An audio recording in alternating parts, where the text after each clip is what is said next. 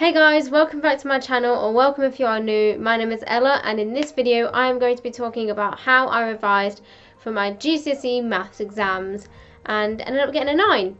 I feel like this video might be a bit shorter than my other how I revised videos, just because when you're thinking about, say, the English and science subjects that I've talked about previously, they are more facts and, content based. Whereas with maths, it's more about the method and how you get to that answer.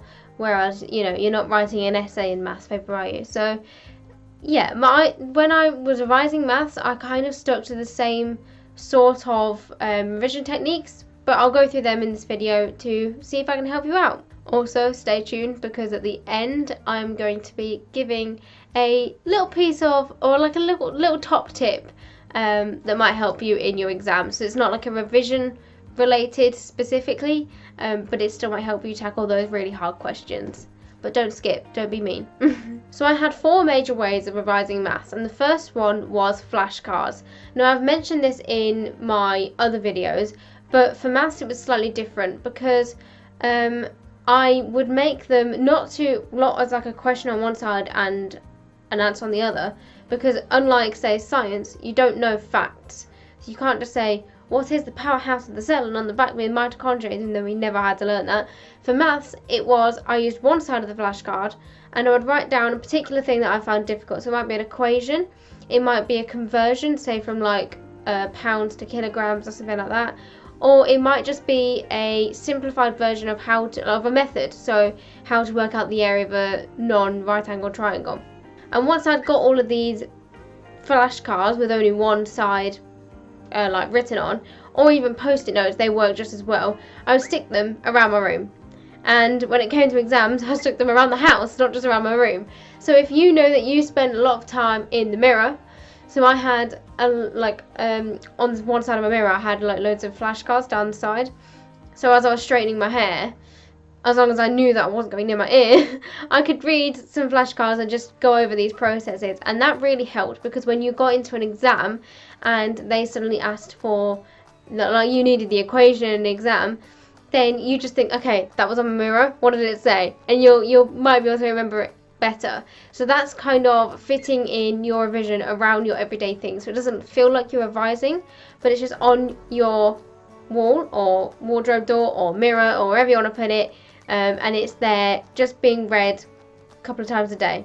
It also can prove a bit of an effective use of your time as you're making them, because obviously you'll need to learn you might be learning the equation as you're writing them down. So yeah, it's just an added bonus as you're making these flashcards to revise, you're also revising.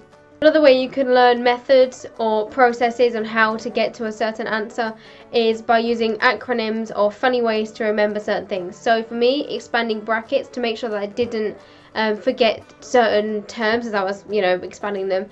I would use the acronym FOIL. So first, outer, inner, last. So I would multiply the first ones, then the outer ones, then the inner ones, and then the last ones. And that really helped me remember or not make any mistakes when expanding brackets. The next technique could be used for, maybe closer to your exams, and it's where you sit with a friend or a group of friends, as long as you're working. If you know that you're going to get distracted, then don't do this one. But you sit with a group of friends or a classmate or someone who is obviously studying the same subject, and you try and teach them something that you know, or you've just grasped the concept of, and you need to test that you actually know it. Because if you kind of teach it to someone, then you can understand it. So maybe it's your little sibling who's just started learning it.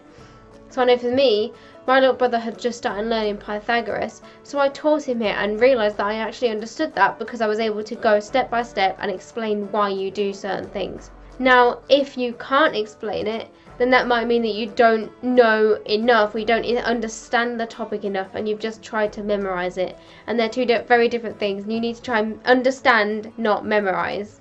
And the last thing that I did to revise was the main thing that I did, and that was use the whole load of websites and past papers and worksheets that are available online for free. So I have jotted down a few that I used in particular, but obviously if you say, right, when I googled first, I put my exam board, so say I think I did Edexcel maths 9 to 1, that's important because you're on the new spec, and there's stuff that will be on your exams that weren't on the last spec. GCSE, maths, whatever, worksheet, topic, whatever you want to do. I used to search for past papers quite a lot. And the reason past papers are good is because they get you into the mindset of sitting an exam.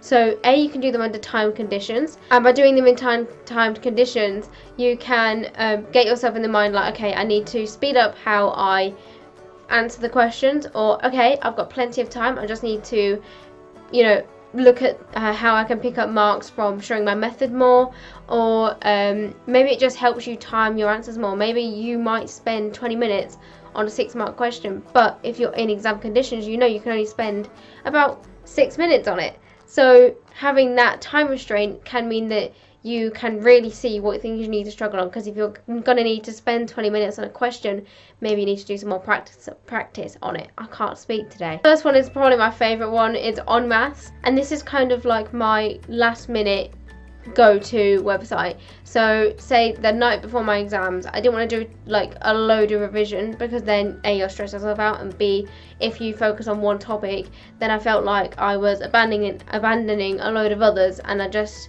you know, it stressed me out more. So On Maths is really great because they have mini mocks, and that's what I used to do at the end, or like the night before. They're basically like, they probably take you like 20 minutes, and they get marked as you type in. So that you only get a mark for the answer. That's one downside. You don't get method marks, but if you get the answer right, you get all of the marks. They give you a load of random exam style questions for your exam board and foundation or higher, and you just blitz through it, and you have a progress bar on the side, and as you complete a question, you get the marks. You go up and up and up, and you can see yourself progress, which I thought was quite cool. So that's kind of like a great last minute, let's just jot down or plow through some exam questions. They also do like full mocks, so they do the full 1 hour 15 minutes, I think it is, or 1 hour and a half, I don't know, sorry, it's been a long time. It's literally been like a couple of months, but they do those with obviously the mark scheme, and they also do videos where they walk through those. So if you're stuck on a particular one and you really need some help, you can go see your teacher obviously, but their videos are there. They go through absolutely every question on that mock, and you can just skip to the one that you're stuck on. And then finally on Maths, on Maths, they have topics, so you can click on a particular topic and revise that particular one. Some other great websites for topics are Mr. Barton Maths and Corbett Maths. I'll link all of these down below. But yeah, Mr. Barton Maths is great for topics, and Corbett Maths actually has like a 5 a day. So if you don't know exactly what you want to revise, or you just want a quick refresh of random topics, then that's great. Like, it takes 5-10 minutes, and you can just quickly check your knowledge on some random topics. Corbett Maths also do worksheets and past papers, so it shows you that they are available everywhere. There is, you know, you can just Google whatever you want and it will come up, as long as you make sure that you're doing GCSE 9 to 1, and then your higher or foundation. But yeah, there's tons of resources out there. Another place you could go is the actual exam board website. So they might have, I think they will have prediction papers or past papers, and the spec. If you want to know exactly what you need to know, then they're a great place to really sort your knowledge out on what you're going to be examined on. And then finally, I thought I'd just mention these. These are, you have to pay for them, so the school paid for our membership. So we subscribe to Hegarty Maths and Mr. Carter Maths. And they are also great. They have all of the topics you would need, and Hegarty Maths has videos that go through everything. So if you do have access to them, then they're brilliant as well. But if you don't, then don't panic, because I've mentioned all the ones I mentioned before are free, and they have just as good resources. So those are the revision techniques that I used for my maths GCSE, and I hope they were some use to you, because I know that a lot of people know, you know, oh yeah, past papers are great, but where do I get them from? So hopefully those websites will be of benefit to you. Go and check them out if you think they're going to be useful, because I certainly found them really useful. They just made revision so much easier, because obviously you don't want to be making a whole notebook full of all of the things that you need to do. You want to just be able to pick random things, and sometimes online is best. And the quick tip is, when you're in an exam and you're stuck on a maths question, sometimes it's not immediately obvious what method to use. Even though you've got all of these acronyms and you've looked at all of your flashcards, sometimes the question is just being really annoying, and it's probably one of those wordy questions right at the back of the exam that is just not cooperating with your brain. So the way I got around most of those is just ask myself, what do I know, and go from there. So say you've been given two numbers. Well, what do I know about those two numbers? Is there a correlation? Can I work out the highest common factor, the lowest common multiple? Will that help me? Is it the mean that I need to work out? Is there an equation that I know? So say, you get those problem solving ones where they're giving you the mean and they've given you the number of people and their score overall, I think it is. And then someone gets added to that and then the mean changes or something like that. Write down the equation for the mean and work from there. Maybe you can substitute some numbers in and there you get somewhere. And just writing down those things can get you some marks even if you don't get to the answer. So I hope that'll help you in your exams. That certainly helped me a lot. When you just feel like giving up, you're just like, well, I don't know, so I won't write anything. It's best to write something. So I hope you enjoyed this video. Thank you very much for watching, and please give it a like if the techniques helped.